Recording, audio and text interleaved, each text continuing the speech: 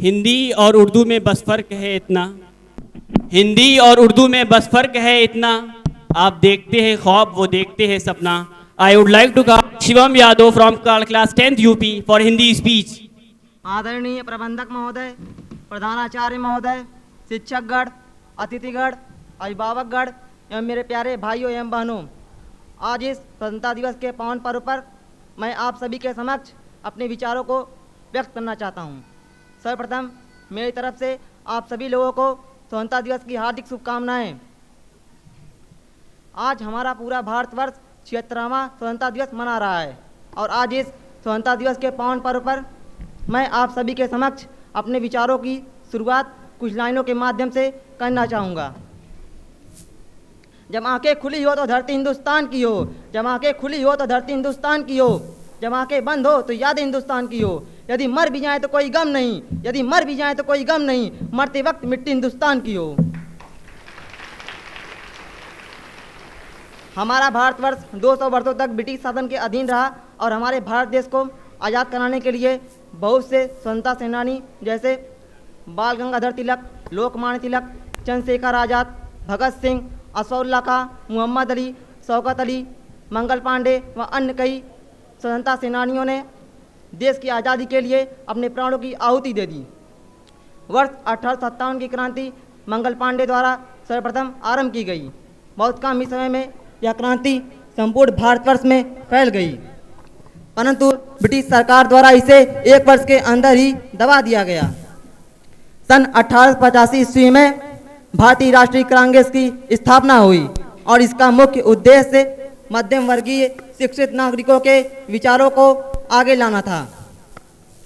सन 1906 में कलकत्ता के कांग्रेस अधिवेशन में स्वराज प्राप्ति की घोषणा हुई और यहीं से स्वतंत्रता आंदोलन आरंभ हुआ। वर्ष 1905 में पश्चिम बंगाल का विभाजन हुआ, जिसके फलस्वरूप भारत की राजधानी कलकत्ता से बदलकर नई दिल्ली कर दी गई। तत्पश्चात ब्रिटिश सरकार ने मार्लियामेंटो सुधार लागू किया, जिसका मुख्य उद्देश्य हिंदू और मुस्लिम में मतभेद पैदा करना था। स्वतंत्रता संग्राम के दौर में 13 अप्रैल 1919 को पंजाब के अमृतसर में जलियांवाला बाग हत्याकांड हुआ, जिसमें हजारों लोग मारे गए। वर्ष 1920 से 1922 के मध्य महात्मा गांधी व अन्य कई नेताओं के नेतृत्व में असहयोग आंदोलन चलाया गया।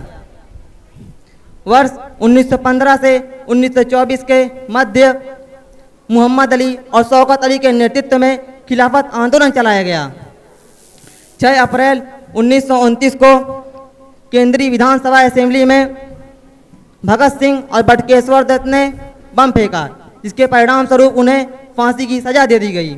वर्ष 1930 ईस्वी में व्यापक सविनय अवज्ञा आंदोलन आरंभ हुआ और अंततः महात्मा गांधी ने भारत छोड़ो आंदोलन 1942 में आरंभ किया और इसका मुख्य उद्देश्य ब्रिटिश सरकार को जड़ से उखाड़ फेंकना था। इस आंदोलन में महात्मा गांधी ने करो या मरो का नारा दिया और ये करो या मरो का नारा संपूर्ण भारत में आग की तरह फैल गया और सभी भारतवासियों में देशभक्ति के प्रति जुनून जागृत हो उठा। अतः वर्ष 1857 से 1947 के मध्य ब्रिटिश सरकार के उत्पीड़न और अत्याचार को सहते हुए हमारा देश 15 अगस्त 1947 को आज़ाद हुआ और सभी भारतवासियों ने आज़ादी की सांस ली। आज मैं उन स्वतंत्रता सेनानियों के लिए 2 शब्द कहना चाहूँगा। फांसी पर चढ़ गए और सीने पर खाई गोली, फांसी पर चढ़ गए और सीने पर खाई गोली। मैं उन शहीदों को प्रणाम करता हूँ, मिट गए जो देश पर, मैं उन शहीदों को नमन करता हूँ।